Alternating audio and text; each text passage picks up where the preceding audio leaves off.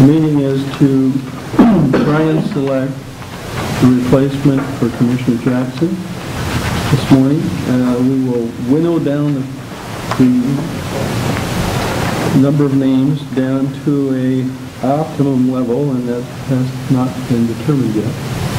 So I think we'll go through the selection, go through each person's kind of mental process of how they winnowed down the candidates and how many in number they came up with first. Then we'll do the actual selection process, where we'll turn that around and put the dots by the names. And then we will go into executive session and do the questions. So, Mr. Simon, you want to go first? Yes, I will. I read through most of these, I read them all actually. I went through, looked at them. The thing was really that I was interested in is a revenue source for the county and other sorts of revenue sources other than fishing and timber. We need to get some other sources to come in. And I went to the internet and took a look at the economics of the state and the levels we're at, and we are below the whole state basically. So we really need to focus on bringing ourselves up somehow through bringing in different sources.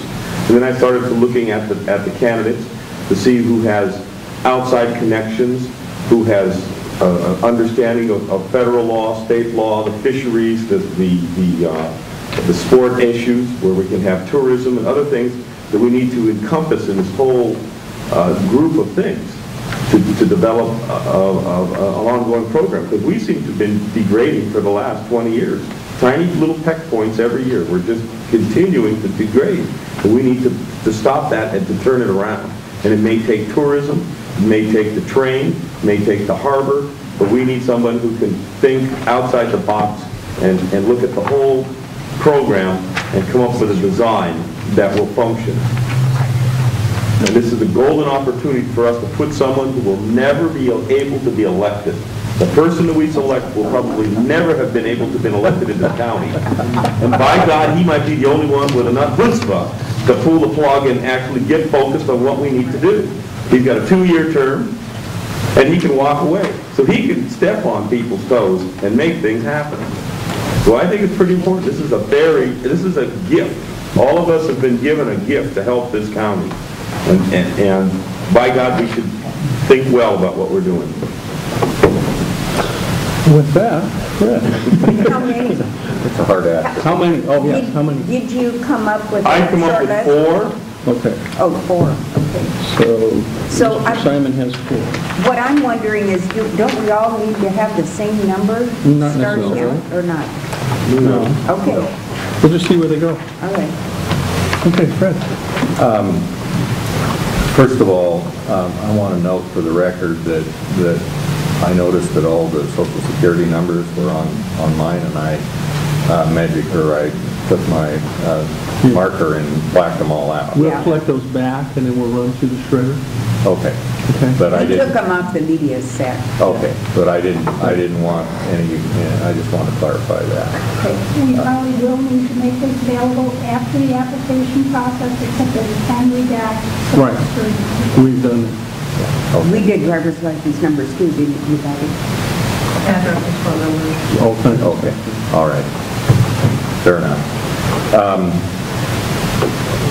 My criteria was, basically we've got an organization here that's under a great deal of stress, not only from the budget perspective, but also from the leadership perspective. And so my criteria was to try to identify in this list of 33, and thanks to all the 33 for being willing to offer their name. But my criteria was that I was looking for the people that had the skill sets of experience, leadership, vision, communication skills, and that would be able to step in, get up to speed, and help the county government move forward. How many? I ended up with 5. Okay. Rick Terrence. My approach to this is similar to the others that have made comments. I look at it from an organizational standpoint as well as from I guess,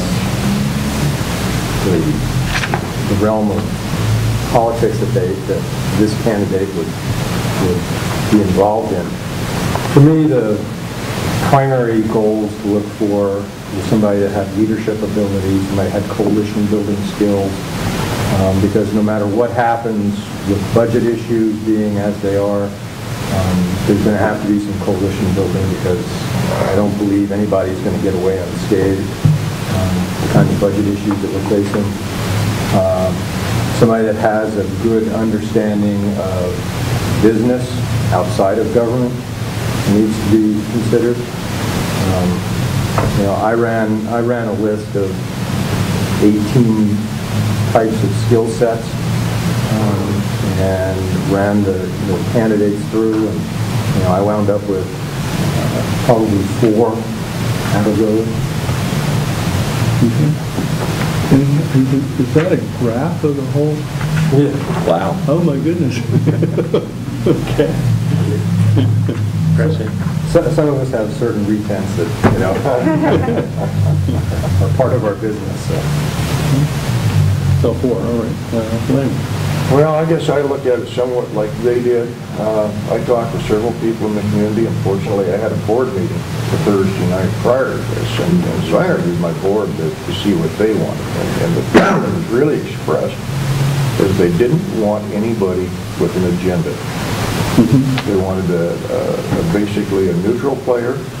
They thought it should be somebody that was not involved in the county politics the way it is. I talked to some people there Saturday. I talked to some people on Friday, and everybody echoed about the same thing. So I went back through this with looking at what everybody had done, what their accomplishments were, whether or not they'd attempted to get any formal education. If so, how far they went. And with me, the big thing is the school of hard knocks. What have you done in life?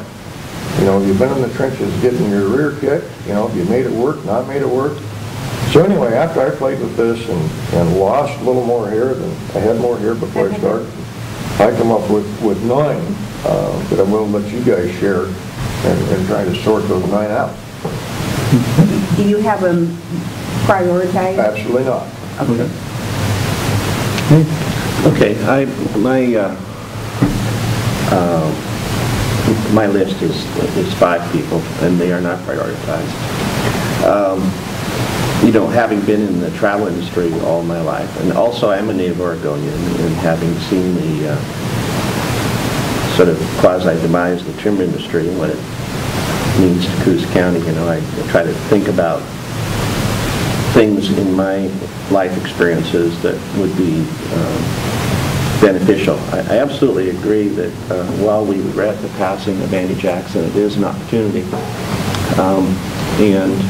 I don't subscribe to the notion that